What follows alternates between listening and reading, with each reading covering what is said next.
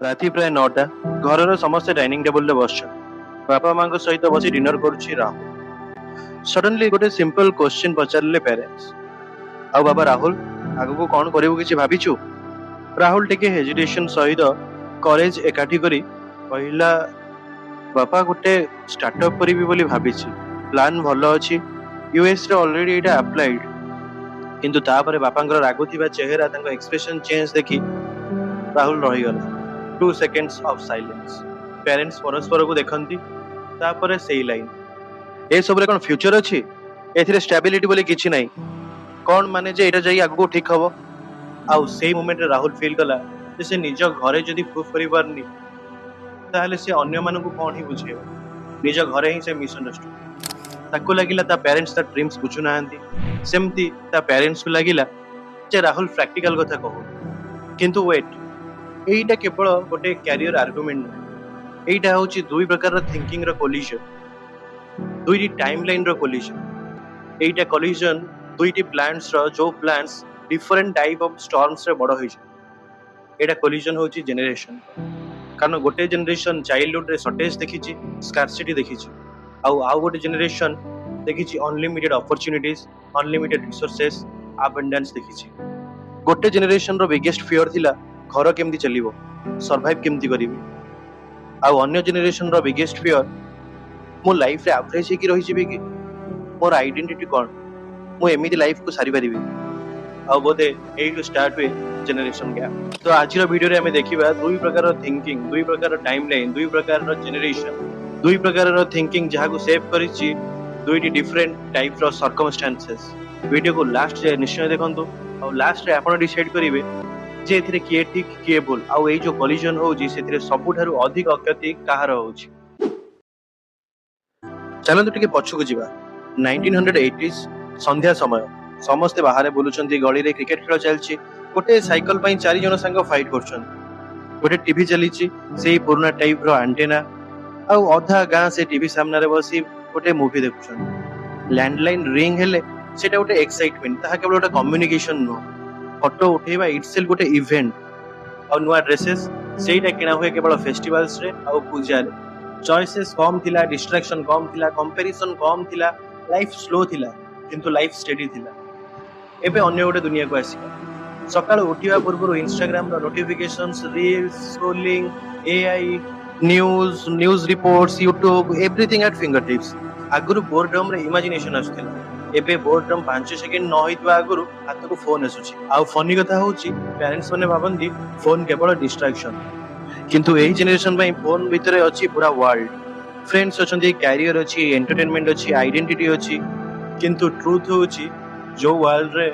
हम previous generation बड़ होईची सेठरे screen भितरे कोनोसी जीवन नथला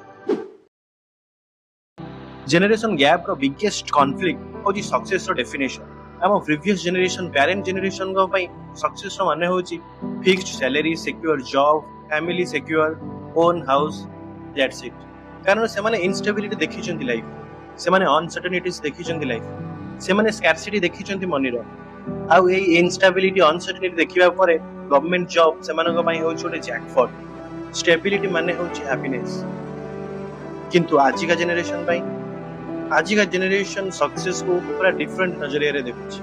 आज का जनरेशन पई सक्सेस होची freedom self identity purpose of living खोजुची से निजर फुटप्रिंट छाड़ीबा को चाहूची निजर गोटे आइडेंटिटी क्रिएट करबा को चाहूची एथि लोक हाई पेइंग जॉब्स छाड़ी आज नुआ नुआ स्टार्टअप्स तयारी करछंती बिजनेस स्टार्ट करछंती बड़ बड़ कंपनी रे ओनर भी कंटेंट क्रिएशन स्टार्ट करछंती आ ऑनेस्टली एथिरे दोहे भूल नुहन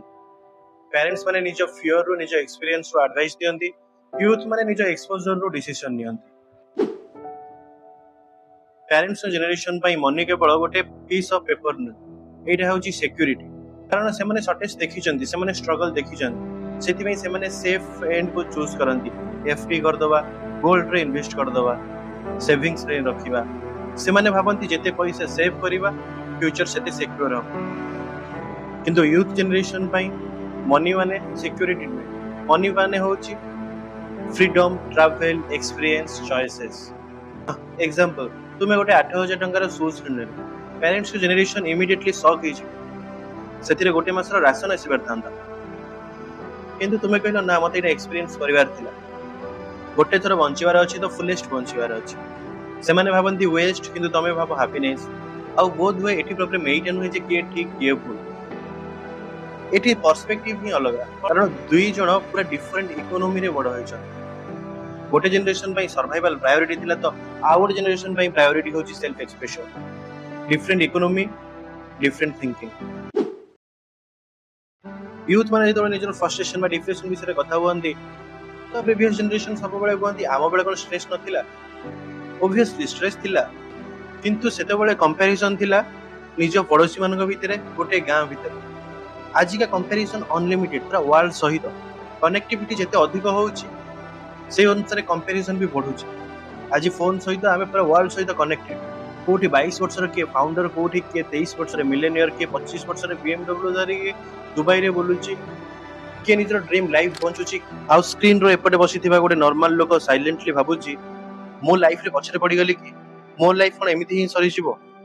ଏହି କମ୍ପାରିଜନ ନେଇ ଆସେ self doubt. Previous generation survival ପ୍ରେସରରେ ବଞ୍ଚିଥିଲା, ଆଜିକା ଜେନେରେସନ ଆଇଡେଣ୍ଟିଟି ପ୍ରେସରରେ ବଞ୍ଚୁଛନ୍ତି। ଆଉ ହାର୍ଡେଷ୍ଟ ପାର୍ଟ ହଉଛି ଏଇଟାକୁ ଏକ୍ସପ୍ରେସ କରିବା ବହୁତ କଷ୍ଟ, କାରଣ ବାହାରୁ ସବୁ ନର୍ମାଲ ଦେଖାଯାଏ କିନ୍ତୁ ଭିତରେ constant comparison, self doubt, confusion and anxiety. ବୋଧ ହୁଏ ଜେନେରେସନ ଗ୍ୟାପର ଏଇଟା ଅର୍ଥ ନୁହେଁ ଯେ ପ୍ୟାରେଣ୍ଟଙ୍କ ଜେନେରେସନ ବହୁତ ଓଲ୍ଡ ଫ୍ୟାଶନ, କି ଏହା ବି ଅର୍ଥ ନୁହେଁ ଯେ ୟଙ୍ଗ ଜେନେରେସନ ବହୁତ ଇରେସ୍ପନ୍ସିବଲ।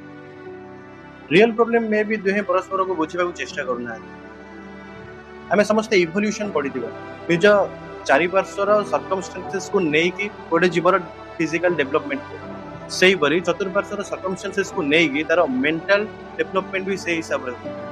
ତ ସେଇଟା ବୁଝିବା ଦରକାର ଦୁଇଟି ଜେନେରେସନ। ପ୍ୟାରେଣ୍ଟସ ଭୟ କରନ୍ତି କାରଣ ସେମାନେ ଦେଖିଛନ୍ତି, ଷ୍ଟ୍ରଗଲ ଦେଖିଛନ୍ତି, ସେମାନେ ସ୍କାର୍ସିଟି ଦେଖିଛନ୍ତି, ସେମାନେ ଅନସର୍ଟନିଟି ଦେଖିଛନ୍ତି ଯେ ଲାଇଫ କେତେବେଳେ ବି ଚେଞ୍ଜ ହେଇପାରେ, ସେଥିପାଇଁ ସେମାନେ ଷ୍ଟାବିଲିଟି ଚାହାନ୍ତି। ଆଉ ୟୁଥ କନଫ୍ୟୁଜ୍ଡ, ୟୁଥକୁ କିଛି ନିଜର କରିବାର ଅଛି, ୟୁଥକୁ ନିଜର ଗୋଟେ ଆଇଡେଣ୍ଟିଟି କ୍ରିଏଟ କରିବାର ଅଛି,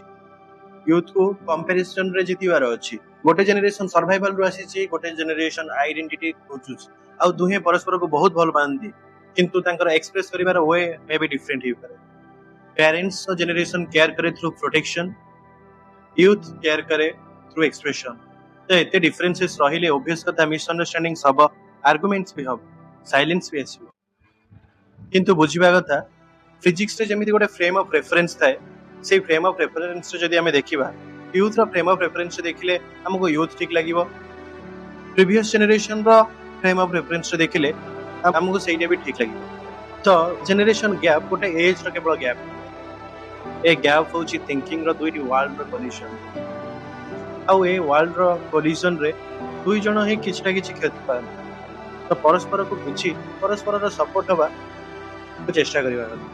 ଆପଣ ଏ ବିଷୟରେ କ'ଣ ଭାବୁଛନ୍ତି କମେଣ୍ଟରେ ନିଶ୍ଚୟ ଜଣାଇବେ। ଆଉ ଭିଡ଼ିଓଟି ଯଦି ଟିକେ ବି ଭଲ ଲାଗିଥିବ ଚ୍ୟାନେଲକୁ ସବସ୍କ୍ରାଇବ ନିଶ୍ଚୟ କରିବେ। ଆଉ ଗୋଟେ ଟପିକ ସହିତ ପୁଣି ଦେଖା ହେବା ଆସନ୍ତା ରବିବାର। ଜୟ ଜଗନ୍ନାଥ।